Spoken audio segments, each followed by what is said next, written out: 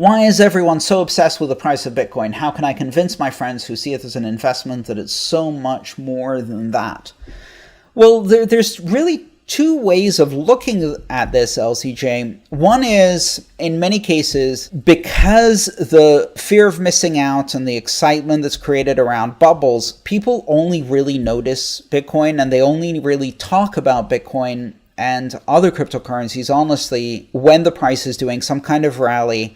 And then the news is full of stories of people either getting rich or getting wrecked. And that attracts attention, and that attention leads more people to it. So for many people, the first experience they have is as an investment asset, is a price-based focus. Now, my goal and my role has always been to say, okay, no matter how you got into this, no matter what you came for, I have a story to tell you which is about why this matters a lot more than as an investment, as a personal investment choice, why this is a very important tool for freedom and personal empowerment, for open and free societies, open and free borders, an open world where everyone can participate in financial activity, why it's such an important tool for freedom, and why it's so important not just for the developed world, but even more so the other 6 billion, the people who don't have access to these banking facilities and financial assets.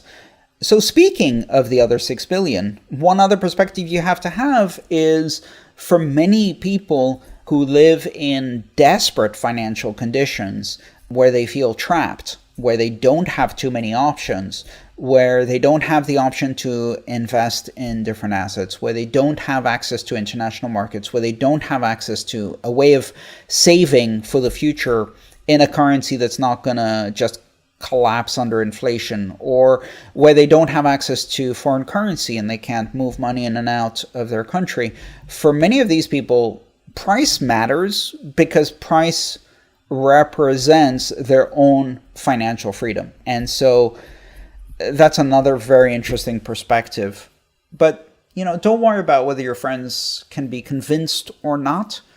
I would suggest you focus on your own learning, your own educational path, and they'll figure it out eventually. Or not. And that's okay too.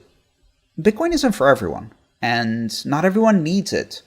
You often hear these talking heads on TV, especially the kind of rich investment bankers, people like the heads of the big investment banks, and they said, nobody needs Bitcoin. And what they're really saying is, I don't need Bitcoin. And of course they don't. They're at the top of the pyramid of the modern financial world, and from their perspective, everything looks rosy up there. They're not at the bottom.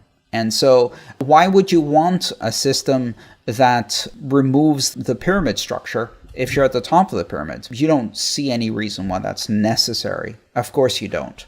Yeah, focus on education, focus on learning. You follow the path that works for you, get the enrichment that comes from knowledge and learning and doing something interesting, meeting new people, talking about things that are more important than money. The most important thing to remember is that there is no poorer person than a person who only has money.